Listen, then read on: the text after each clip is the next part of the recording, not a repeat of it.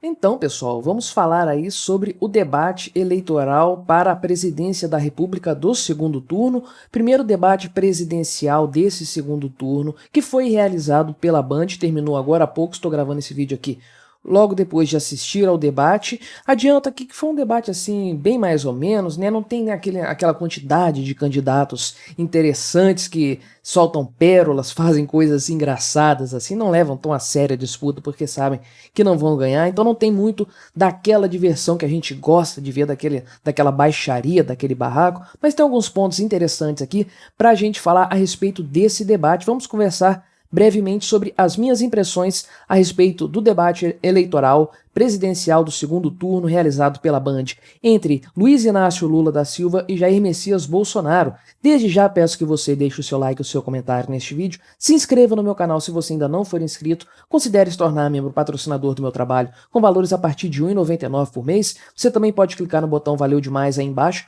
colaborar financeiramente com o meu trabalho, me siga nas redes sociais que estão aparecendo aí na tela e que vão estar na descrição deste vídeo também, e vamos comentar brevemente alguns pontos que eu listei aqui para falar a respeito desse debate da Band. Bom, em primeiro lugar, o fato do debate ser um pouquinho mais curto, assim, o tempo de resposta dos candidatos, para mim foi bastante interessante. Eu havia reclamado disso lá no debate da Globo, 3 minutos para cada candidato nas perguntas ali, ficou um negócio assim, bem chato, bem enfadonho. Fizeram com 1 minuto e meio aqui no debate da Band, achei que ficou mais dinâmico e é o suficiente para eles se manifestarem a respeito ali dos temas. Não teve aquela coisa de pergunta, tema sorteado, nada disso. O que eles fizeram foi dividir em 2 grandes blocos ali, envolvendo falas diretas dos candidatos e perguntas de repórteres. Como eram essas falas diretas dos candidatos aí? Cada um deles recebeu 15 minutos. Na primeira vez o Lula começou falando, na segunda o Bolsonaro começou falando, e ali era tema livre, era uma faca na mão para cada um deles ali, e eles se digladiando publicamente ali, baixaria total, um falando pro outro ali. Achei até que ficou bastante dinâmico, os dois ali em pé no meio, praticamente uma arena ali mesmo, e falando um pro outro, e ali rola até uma brincadeirinha, alguma coisa. O Lula foi muito pra câmera para falar ali, direto pra câmera, como se a gente quisesse ver aquela cara de cachaceiro dele ali, né, uma coisa assim pavorosa. Debates, no geral, a gente já sabe como eles são, né? Não tem nada ali de debate, de ideias propostas para o país, nada disso. É baixaria, é baixo nível mesmo, tanto de intelecto, né, da exposição de ideias. Ali não são pessoas brilhantes falando, preciso frisar isso aí. Então o debate eleitoral não é aquilo que a gente gostaria de ver, de propostas para o futuro do país. Ali é atirar bosta na cara um do outro, atirar o que o outro tem de pior ali na jogada para ver o que sai no final das contas, né? Mas uma coisa interessante, né? O Lula com a gravata verde e amarela. Quem diria o Lula adotando as cores do Bolsonaro, né? Adotando as cores do verde e amarelo. O Fernando Haddad fez isso no segundo turno de 2018 também. Mudou a estética visual da campanha dele para ficar mais verde e amarelo. Lula falou também sobre redução de impostos. Quem diria uma coisa dessas? Se você tinha dúvidas de que houve um deslocamento da janela de Overton, essas dúvidas acabaram hoje. Lula, de verde e amarelo, falando sobre reduzir impostos, é porque alguma coisa mudou mesmo no cenário político, na percepção geral da população a respeito disso. E cada um dos dois ali sabia o que deveria fazer. O Lula precisava acenar para um público mais ali do sudeste, do centro-oeste, tentar parecer ali que ele é mais centrado do ponto de vista econômico, que não vai atacar as liberdades individuais e coisas do tipo. E o Bolsonaro jogou mais para o lado do Nordeste também, falou muito da questão dos nordestinos, de como o PT desassistiu os nordestinos nos anos de governo Lula e Dilma. Isso é importante, um ponto que ele bateu forte, eu acho que é um ponto importante, a questão da transposição do São Francisco, né, que foi terminada pelo Bolsonaro, passou pelo governo do Lula, Lula não terminou. Engraçado que ele falou, eu deixei 88% das obras prontas. Aí o Bolsonaro, legal, quer dizer então que a Dilma passou o governo dela todos os 2 mandatos, aí 1 mandato e meio dela, e não concluiu os 12% que ficaram para concluir, né? É aquela coisa, né? O Lula não consegue se desvincular totalmente da imagem incompetente da Dilma, né?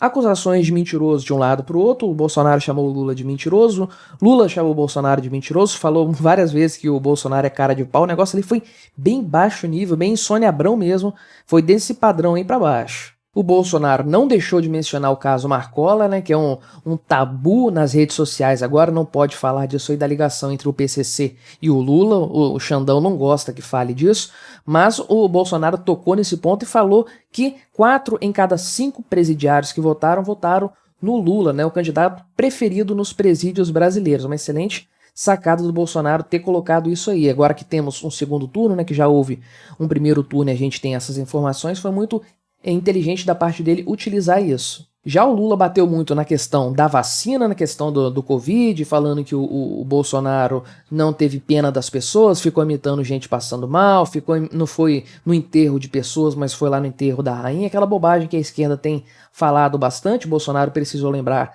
de que não havia funerais, não havia enterros, as pessoas eram veladas aí com caixões lacrados, inclusive a família nem podia velar a vítima direito, então ele precisou lembrar disso.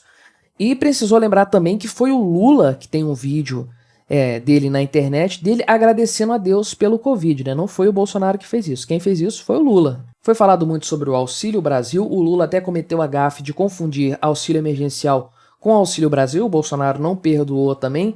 E aí ficou aquela coisa de comparar o Bolsa Família, o valor do Bolsa Família, o valor antigo, com o valor novo do auxílio emergencial. E aquela dúvida, vai manter o auxílio emergencial ou não? Particularmente não me interesso muito por esse ponto, sei que isso angaria muitos votos, mas não é o meu grande interesse aí nas ideias eleitorais de ambos, não. Tivemos também perguntas de jornalistas, algumas assim razoavelmente interessantes, como eu sempre gosto de frisar. Esses jornalistas aí têm muito essa pegada estatista mesmo, perguntar o que o Estado pode fazer para melhorar a sociedade, e esse monte de baboseira estatista aí, que a gente sabe bem como funciona, nós conhecemos bem a mídia brasileira, né? A senhora Vera Magalhães estava lá, né, para a alegria geral da nação, e ela perguntou sobre a questão do STF, né? Vocês sabem, recentemente foi veiculada aí a ideia de aumentar-se o número de ministros do STF num possível novo mandato do Bolsonaro, para ele ser mais, digamos assim, favorecido pelo STF. Não foi o Bolsonaro que trouxe essa ideia, isso aí foi vinculado a ele, uma ideia que foi pensada por outras pessoas, mas acabou se vinculando a ele. Então a Vera Magalhães trouxe isso claramente levantando a bola para o Lula, porque ali colocou na cara do gol para ele empurrar para dentro, assim, uma pergunta dada para ele, e ele não se saiu bem nessa pergunta não. Ele falou que não, é um absurdo isso, porque você ficar indicando amigos pro STF é um retrocesso. Olha como o cara me fala uma coisa dessas, assim a cara ficar vermelha, né? O PT encheu de amigos favoráveis a eles ali, o STF, e o Lula me vem com uma dessas. E aí o Bolsonaro, claro, não ia perder a oportunidade. Ele falou primeiro que essa história aí de aumentar o número de ministros do STF não partiu dele. Ele mencionou corretamente que se ele for reeleito ele vai poder indicar 2 ministros ali para o STF para equilibrar mais a coisa, equilibrar mais a balança ali. E ele falou o seguinte, olha, esse candidato que está aqui do meu lado, Lula, só está concorrendo porque ele tem amigos no STF, porque a Dilma indicou o senhor Edson Fachin e aí colocou um amigo dele lá, um cabo eleitoral dele ali, para soltar o Lula para que ele pudesse participar das eleições, que é uma grande verdade, foi uma grande sacada do Bolsonaro nessa história. O tema das privatizações foi um ponto forte para o Bolsonaro, o Lula enrolou ali, tergiversou nessa questão, terminou falando que privatização não resolve nada, né? Então, para os isentões de plantão aí, fiquem sabendo que se o Lula for eleito, 0 privatizações nos seus 4 anos de mandato aí, porque definitivamente ele já deixou claro que não vai fazer privatizações. E o Bolsonaro reforçou essa ideia dele em relação às privatizações e pode ter certeza que vão acontecer mais sim, caso ele seja reeleito. A Patrícia Campos Melo estava lá para fazer uma pergunta e ela perguntou sobre fake news. O fato da Patrícia Campos Melo estar nesse debate, tendo espaço para fazer perguntas, é em si a grande fake news da história. É um absurdo que essa mulher tenha espaço na grande mídia ainda, porque lá atrás, quando das eleições passadas, vocês se lembram disso, foi ela que veiculou aquela história de disparos em massa, que o Bolsonaro fez disparos em massa durante a campanha, e que isso aí foi fundamental para que ele fosse eleito, e o TSE começou a julgar isso, o STF não lembro, começou a julgar isso com base apenas em conjecturas, né, com base apenas em uma informação aí que ela supostamente recebeu, uma notícia sem qualquer embasamento, sem qualquer provas concretas a respeito do que foi alegado nessa notícia. Então, Ela é uma propagadora de fake news. Ela criou essa história lá atrás sem provas, e isso teve uma grande repercussão, a justiça abraçou isso sem provas, sem qualquer tipo de embasamento. E aí essa senhora me é colocada aí para fazer perguntas sobre fake news. Isso é uma vergonha total. O Lula aí falou que o Bolsonaro mente muito, que fica fazendo live, não sei o que, não sei o que, e o Bolsonaro teve uma boa sacada ali, que foi pegar uma decisão contrária ao PT em relação a fake news, né? Uma decisão recente aí feita pelo próprio Xandão, se eu não me engano, falando da Gleisi Hoffmann, falando do PT e tudo mais. O Bolsonaro leu na íntegra ali para deixar claro que o PT não tem moral para falar a respeito de fake news, o que é uma grande verdade. Nos 15 minutos finais ali de debate entre os dois, né, 15 para cada um, o Bolsonaro começou falando e ele largou logo a carta do Petrolão, que a gente já imaginava que apareceria em algum momento, né, o ponto da corrupção. O Lula ficou bastante nervoso nesse período aí do debate, ele gastou muito tempo logo no início ali falando, tentando se desmentir ali, tentando contornar a situação, falou, não, se houve corrupção, já foi tudo julgado, não sei o quê, e essas coisas todas. O Bolsonaro fez questão de lembrar também da usina de Passadina, né, que,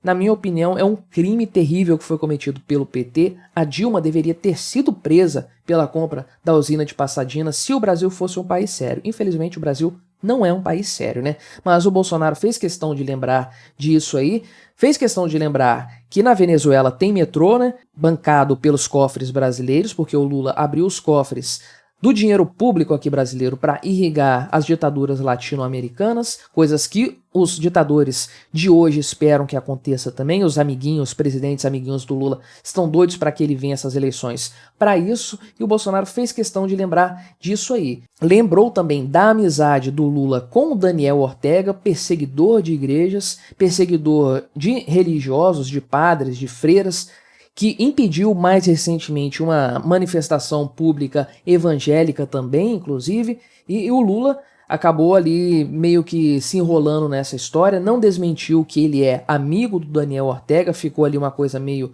contraditória e tudo mais, não se saiu bem ao responder esse ponto aí especificamente. E aí ele levanta a questão lá para o finalzinho do debate também a respeito do desmatamento da Amazônia, e o Bolsonaro pediu para as pessoas pesquisarem na internet e comparar a respeito do desmatamento entre o governo, no período do governo do Lula e no período do governo do Bolsonaro. E eu já fiz uma pesquisa a esse respeito e, de fato, teve mais desmatamento, mais queimadas na época do Lula do que na época do Bolsonaro, contrariando totalmente o senso comum que pensa exatamente o oposto, né? Exatamente o contrário.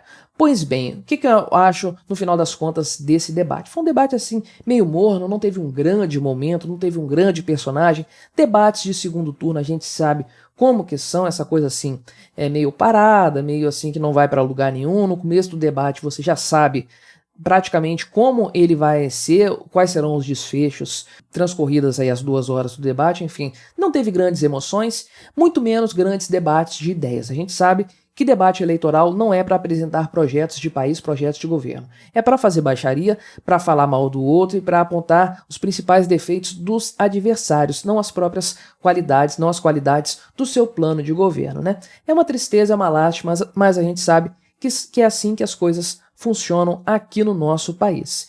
E aí, você viu o debate da Band? Quais são as suas impressões? Quem que ganhou esse debate? Colabore aí, deixe nos comentários a sua opinião a respeito do debate da Band, deixe o seu like neste vídeo, se inscreva no meu canal se você ainda não for inscrito e até a próxima!